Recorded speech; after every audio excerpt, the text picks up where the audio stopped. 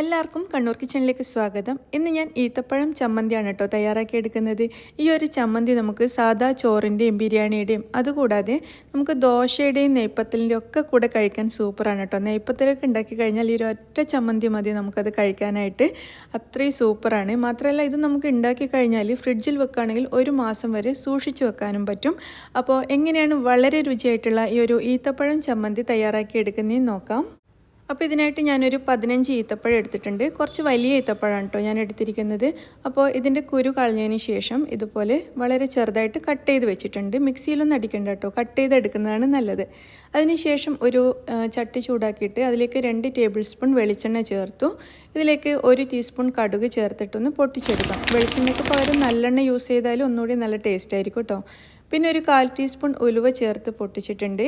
ഇനി നമുക്കിതിലേക്ക് കുറച്ച് കറിവേപ്പില കൂടി ചേർത്ത് കൊടുക്കാം. അതിനുശേഷം ഒരു 1/2 ടേബിൾ സ്പൂൺ വരെ ഇഞ്ചി അരിഞ്ഞതും പിന്നെ 1/2 ടേബിൾ സ്പൂൺ വെളുത്തുള്ളി അരിഞ്ഞതും കൂടി ചേർത്തിട്ട് ഒന്ന് വഴറ്റിയെടുക്കാം.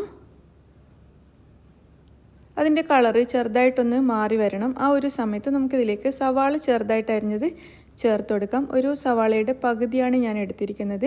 അപ്പോൾ സവാള ചേർത്തിട്ടൊന്ന് വഴറ്റാം. ഇതിൻ്റെ കൂടെ തന്നെ നമുക്ക് 2 പച്ചമുളകും കൂടി ചേർക്കാം.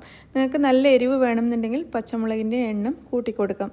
അപ്പോൾ ഇനി ഇത് നല്ലതുപോലെ വഴറ്റണം കേട്ടോ. ഇതിൻ്റെ കളറ് നല്ലോണം മാറുന്നത് വരെ വഴറ്റിയെടുക്കാം. അപ്പോൾ ഇതിവിടെ റെഡി ആയിട്ടുണ്ട്. കളറൊക്കെ നല്ലോണം മാറി വന്നിട്ടുണ്ട്. ഇനി ഇതിലേക്ക് നമുക്ക് 3 ടീസ്പൂൺ മുളക് പൊടി ചേർക്കാം.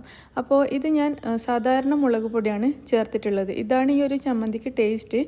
കാശ്മീരി മുളക് പൊടി ചേർത്താൽ കുഴപ്പമൊന്നുമില്ല. പക്ഷേ നമ്മുടെ സാധാരണ നല്ല എരിവുള്ള മുളക് പൊടി ചേർക്കുമ്പോൾ ഒന്നുകൂടി നല്ല ടേസ്റ്റാണ്. അപ്പോൾ മുളക് പൊടി ചേർത്ത് നന്നായിട്ട് വഴറ്റിയിട്ടുണ്ട്. ഇനി നമ്മൾ എടുത്തു വെച്ചിരിക്കുന്ന ഈത്തപ്പഴം ചേർത്തിട്ട് ഒന്ന് മിക്സ് ചെയ്ത് കൊടുക്കാം. അപ്പോൾ നമ്മൾ എടുത്തിരിക്കുന്ന ഈത്തപ്പഴം എത്ര ഹാർഡായിട്ടുള്ളതാണെങ്കിൽ പോലും ഇതിൽ ഇങ്ങനെ വഴറ്റിയെടുക്കുന്ന സമയത്ത് നല്ല സോഫ്റ്റായിട്ട് കിട്ടും കേട്ടോ.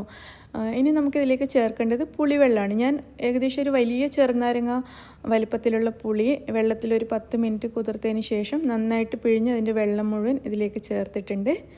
എന്നിട്ട് നന്നായിട്ട് മിക്സ് ചെയ്ത് കൊടുക്കാം. ഇതിന് നമുക്ക് സിർക്ക അതിനേക്കാളൊക്കെ ടേസ്റ്റ് ഈ ഒരു പുളിവെള്ളമാണ്.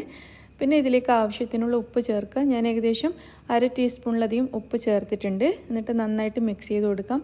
ഈത്തപ്പഴം കണ്ടില്ലേ, ഇപ്പോൾ തന്നെ നല്ല സോഫ്റ്റായിട്ട് മാറിയിട്ടുണ്ട്. ഇങ്ങനെ ഇളക്കിക്കൊണ്ടിരിക്കുമ്പോൾ ഇതിൽ നിന്ന് തന്നെ ഈത്തപ്പഴം മുഴുവൻ നല്ലതുപോലെ സോഫ്റ്റായിട്ട് ഇങ്ങനെ ഉടഞ്ഞ് കിട്ടും. അപ്പോൾ ഇനി ഇതിലേക്ക് ഞാൻ കുറച്ച് വെള്ളം ചേർക്കുന്നുണ്ട് കേട്ടോ. ഒരു 1/4 കപ്പോളം വെള്ളം ചേർത്തിട്ടുണ്ട്. കാരണം ഇത് കുറച്ച് തിക്കായിട്ടാണ് ഇരിക്കുന്നത്. അപ്പോൾ നമ്മൾ അടുപ്പത്തുനിന്ന് മാറ്റി കഴിയുമ്പോൾ ഒന്നുകൂടി നല്ല കട്ടിയായിട്ട് മാറാൻ ചാൻസ് ഉണ്ട്. അതുകൊണ്ട് കുറച്ചൊന്ന് ലൂസാക്കി എടുക്കുകയാണ് വെള്ളം ചേർത്തിട്ട്. പിന്നെ ഞാനൊരു 2 ടീസ്പൂൺ വെല്ലം, അതായത് ശർക്കര കൂടി ചേർത്തിട്ടുണ്ട് ഏറ്റവും അവസാനം. വെല്ലത്തിന് പകരം കുറച്ച് പഞ്ചസാര ചേർത്താലും മതി. പിന്നെ മധുരം ഈത്തപ്പഴത്തിൻ്റെ മധുരം മാത്രം മതി എന്നുള്ളവർക്ക് ഇതൊന്നും തന്നെ ചേർക്കണ്ട. എല്ലാം ചേർത്ത് ഏറ്റവും അവസാനം ഇതുപോലെ ഒരു 2-3 മിനിറ്റ് ഫ്ലെയിം കൂട്ടി വെച്ചിട്ട് ഒന്ന് വരട്ടിയെടുക്കുക. അപ്പോൾ ഇതിൻ്റെ നല്ലൊരു ഡാർക്ക് കളറായിട്ട് കിട്ടും. കാണാനും നല്ല ഭംഗിയാണ്, ഭയങ്കര ടേസ്റ്റ് ആയിരിക്കും കഴിക്കാനായിട്ട്. അതിനുശേഷം നമുക്കിത് അടുപ്പത്തുനിന്ന് മാറ്റാം. അപ്പോൾ ഇത്രയേ ഉള്ളൂ. വളരെ രുചിയായിട്ടുള്ള നമ്മുടെ ഈത്തപ്പഴം ചമ്മന്തി റെഡി ആയിട്ടുണ്ട്. ഞാൻ പറഞ്ഞല്ലോ, ഇത് എന്തിൻ്റെ കൂടെ കഴിക്കാനും നമുക്ക് ടേസ്റ്റാണ്. അപ്പോൾ എല്ലാവരും ട്രൈ ചെയ്ത് നോക്കുക. വീഡിയോ ഇഷ്ടമായിട്ടുണ്ടെങ്കിൽ ലൈക്ക് ചെയ്യാനും ഷെയർ ചെയ്യാനും മറക്കരുത്. നിങ്ങളുടെ അഭിപ്രായങ്ങളൊക്കെ അറിയിക്കണേ. താങ്ക്